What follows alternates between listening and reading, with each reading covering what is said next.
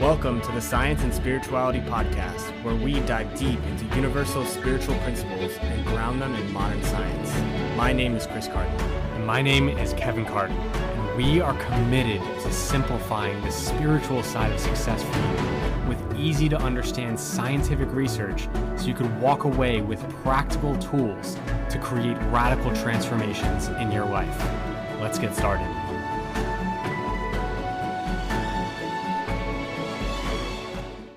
Our intuition. This is the next mental faculty we're going into in a series of podcast episodes that we're going to be talking about the 6 mental faculties. So last week we talked about imagination, and now we're going to be sharing more about intuition. And then there's 4 more after this. So intuition, we'd like to start with the definition. And my definition of it is our intuition is our non-linear intelligence system.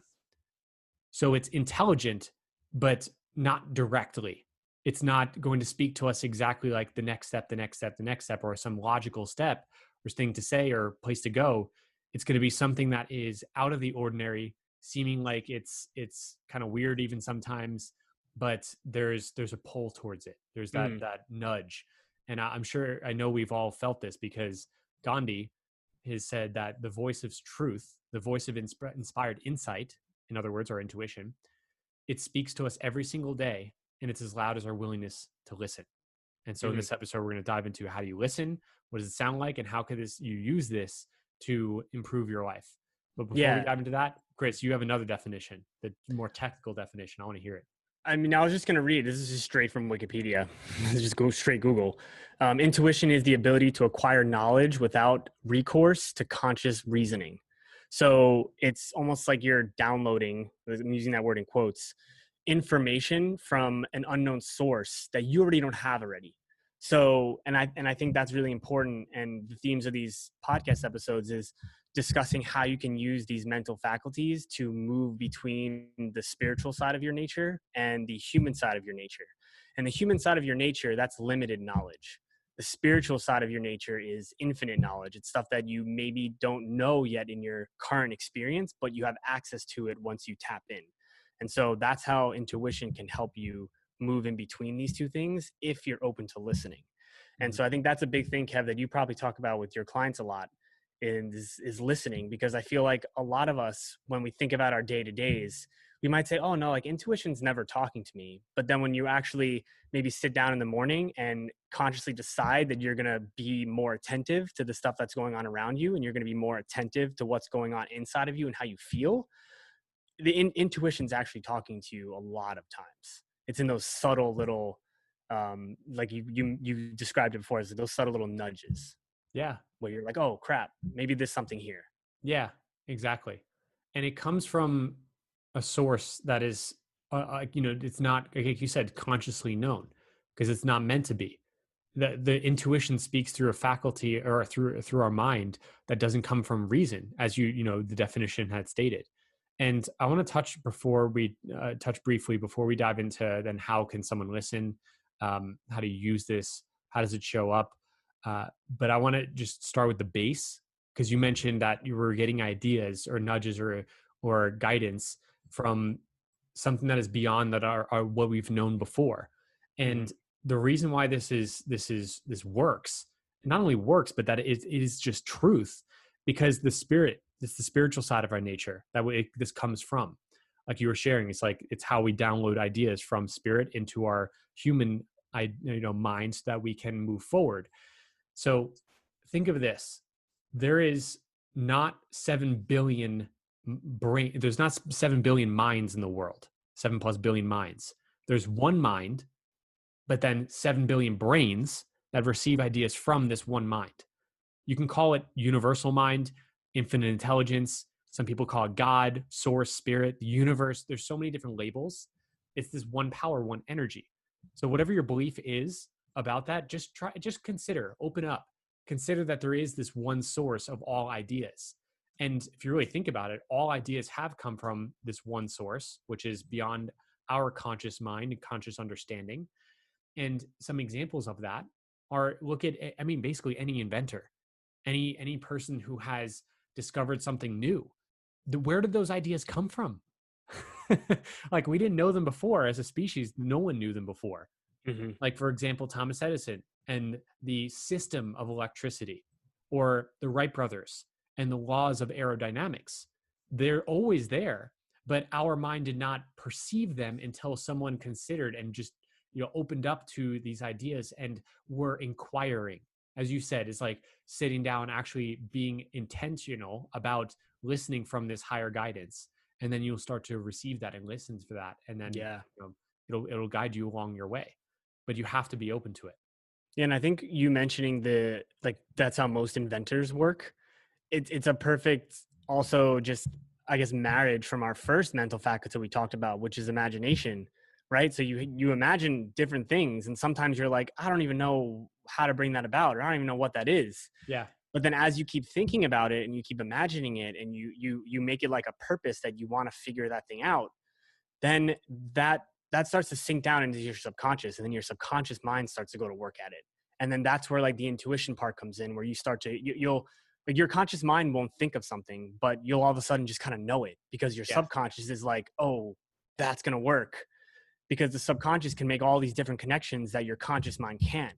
And I know this, I don't know the exact number, but there's something like the conscious mind can make like 40 decisions in like a minute, and then the subconscious mind can make like 40 million or something. So it's like a million times more powerful, or some crazy number like that. Mm, And so when you think about it, that's why you get these little nudges of knowing, because your subconscious, it's subconscious. So it's not in your conscious mind, but it can talk to it that way. That's why like your conscious mind will be like, what the heck? Like that doesn't make any sense. But if you're aware that, hey, that could be your intuition speaking to you, then you can kind of take a move on that and be like, all right, like I don't consciously get that. But because I've been thinking about this for a while, and because I've been mulling over it, and I've been like looking at data and looking at research, or just imagining, maybe this is my subconscious mind going to work at it, being like, hey, like, why don't you try this route? And I think that's actually how Thomas Edison figured out the light bulb, because he knew like he had an idea, right? The system of illumination for all of mankind. And he didn't even know what the hell that meant. Like, what does that mean? It's like, I don't know how to bring that about. But then he kept going to his intuition and being like, okay, let's try this, let's try this, let's try this. And eventually he got to it, because it eventually like it sunk down into his subconscious. And then once the subconscious went to work at it, it was like, okay, now we got that higher mind, that more powerful mind helping us out. exactly. And it's that feedback system, because the I've heard Bob Proctor share this, that it's well known, and this is well studied, that our conscious mind can talk to our subconscious mind. Like, we can impress our subconscious mind with new ideas, new beliefs, new things, like, and that's comes from our imagination, like what we would love. And then, but then the more new thing that is becoming more, I mean, if for lack of a better term, mainstream, like people are becoming more aware of, is that our subconscious mind talks to our conscious mind, and that Hmm. comes through our intuition, as you said. Because once you impress what you want on your subconscious mind, then that subconscious mind is going to work on it, and then things will pop up from your subconscious mind, which has been in connection with all things, everything in this entire universe. Is like you're accessing this new frequency, this new vibration, and when you're on that vibration, you're going to receive new ideas, and your Mm, subconscious mind is connected with it. yeah. And it's no, it's a really good example actually. And it's something I've learned from Chinese medicine is that anything that's like physical and has a physical process also has a similar metaphysical process. So for example, like the stomach and spleen in Chinese medicine are responsible for digesting and then turning your food into nutrients. But then the metaphysical aspect of it is that that stomach spleen system is also important for you digesting and transforming information. And so that's why when people are worried or they're stuck or they're confused, it can affect their digestive system, because that there's that like physical metaphysical thing. And I Mm. look at the subconscious mind and the conscious mind from a physical perspective. Your subconscious mind it's in control of all of your bodily processes, like your immune system, your digestive system, like your heart rate. You don't have to think about that. It's all And those then 40 so billion decisions, exactly. 40 million, and whatever it was. and you were saying before that we've known that your conscious mind can directly influence your subconscious.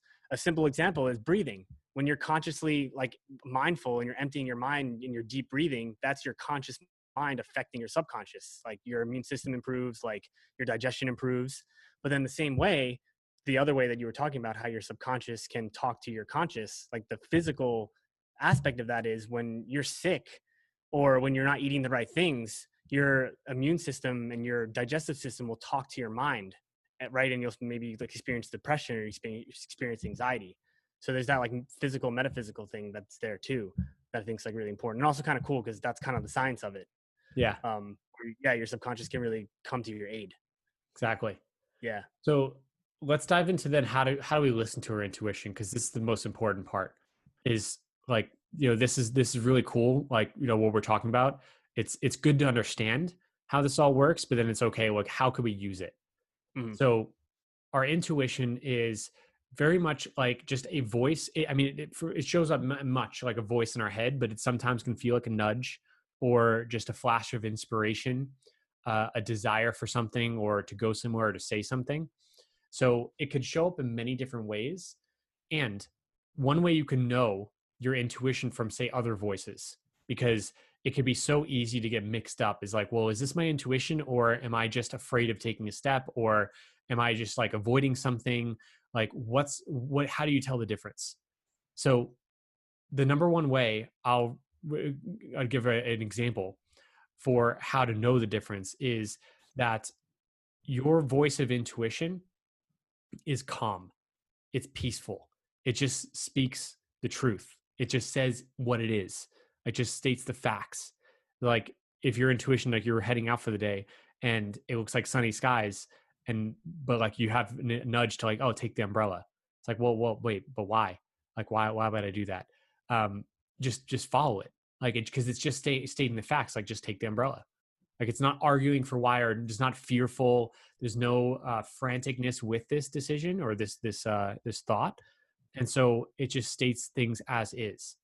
And this even just with that idea in mind, it still can be kind of difficult to really like discover your intuition. So another suggestion is just test it out. If you hear from your like what you think is your intuition, follow it, see if it turns out right. If it did, then you just deepened your connection with that voice. And you get to know that voice and that vibration of that voice just as much as you get to know the voice of someone that you deeply love or a friend Mhm. or family member.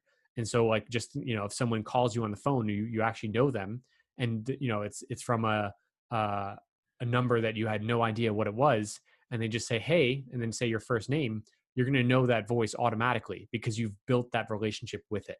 So Yeah. it's the same thing with your intuition. You just got to develop that relationship with it, and it comes with with time, just testing Mhm. it out and just experiencing it. So it comes with intention. Yeah. And I think going along with that intention is also, and again, going back to the first episode, imagination and like thinking about something that you really want to bring about. Because if it's true that your subconscious mind is the thing that's picking up these intuitive like hunches, the subconscious mind needs to know what you want, Yeah, right? Otherwise, it's not going to be able to pick up anything. So I feel like a lot of people they might say, "Oh, like intuition's not talking to me." Well, maybe it's because you don't really know what you want. So you can work with your subconscious by working with your conscious mind. Like you can't work directly with the subconscious. Maybe you can with like breathing and body work and stuff, but it's really the conscious mind that sinks down into the subconscious after enough repetition. So give your conscious mind and then indirectly your subconscious mind a blueprint to work towards.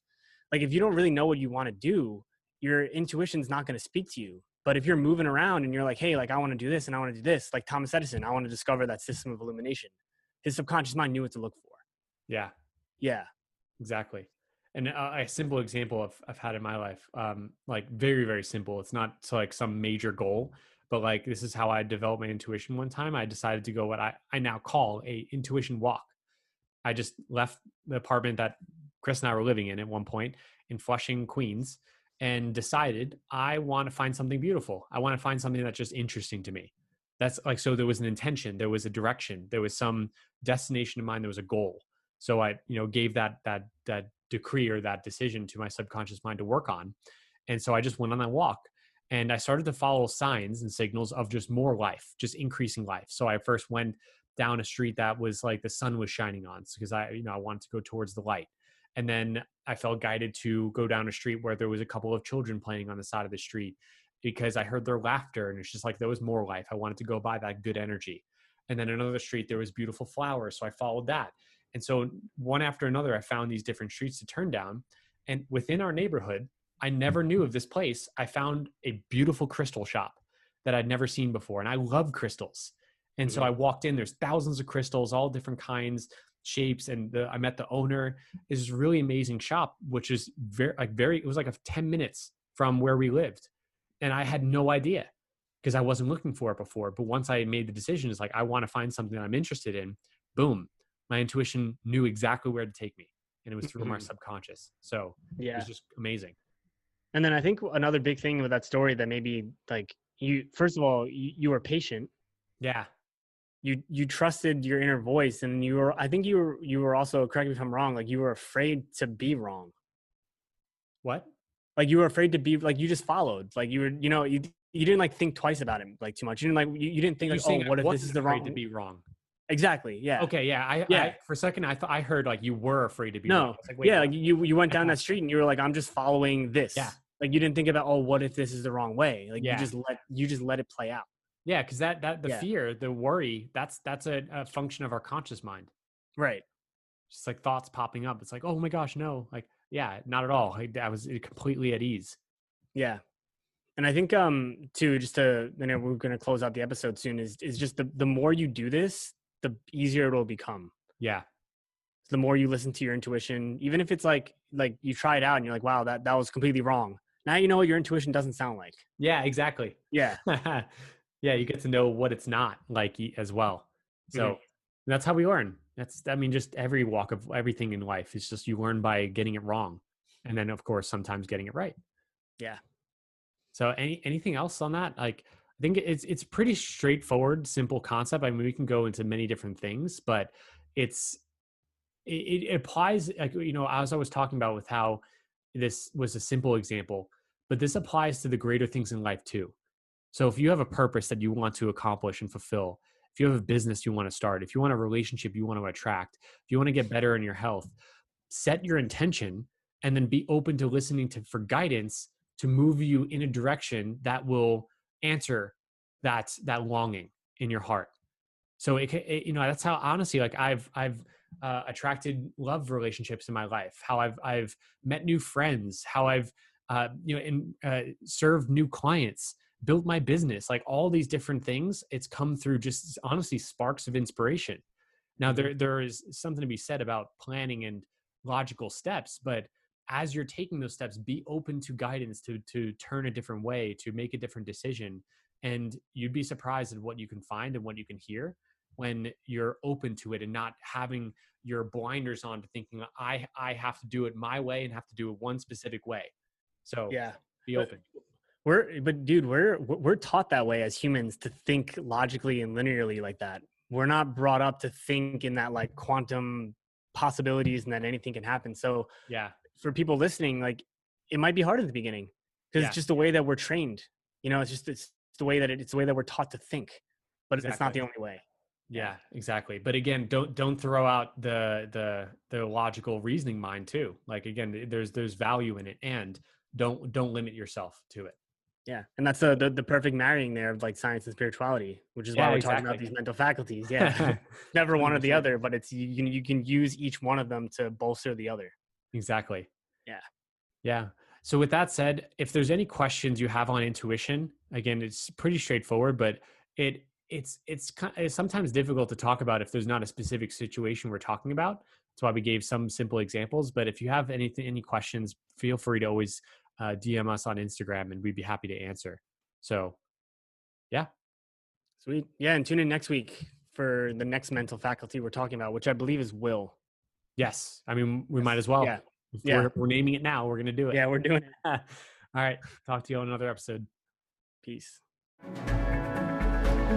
And that's it for today. So thanks for tuning in. And we really hope you enjoyed listening to this episode as much as we enjoyed recording it. So any questions, any comments, just connect with us on Instagram. You could always DM us at Kevin Francis Carton and at Chris J. Carton. And also, if you feel guided to, the one thing we do ask is for you to please rate the podcast and leave us a review.